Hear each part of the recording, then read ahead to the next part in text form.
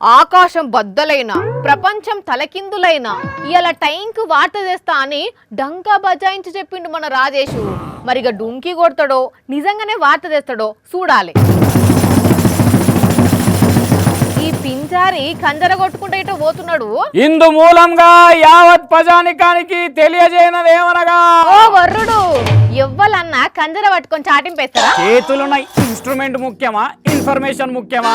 Information is wealth. చెప్పు అంటే అది చెప్పు కంజరా చెప్పు. ఏ ఆగు, నువ్వు డిస్టర్బ్ చేసేసరికి ఏం చెప్పాలో మర్చిపోయినా. కంజర అందుకొని కంత మీద కొడితే కండ్లు తిరిగి పడాలి.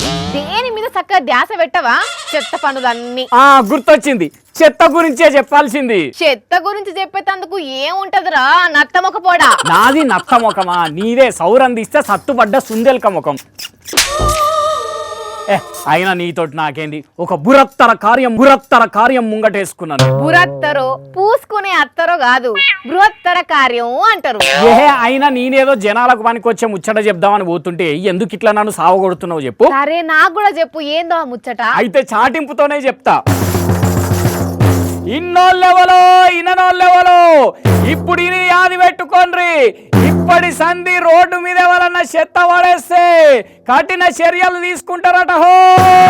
రోడ్డు మీద చెత్తేస్తే కఠిన చర్యనా?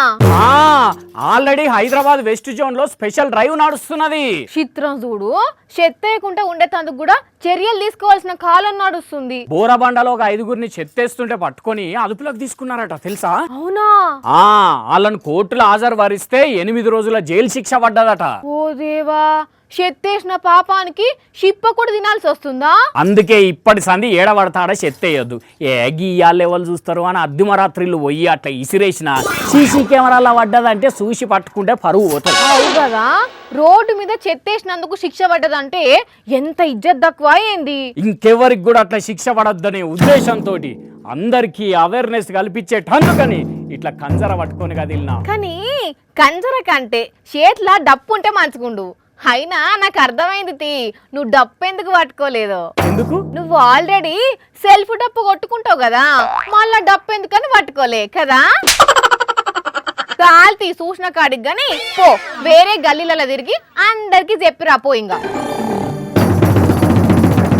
పబ్లిక్ తెలిసింది కదా ముచ్చట, ఏడ పడతాడా చెత్త పడేకుండ్రి.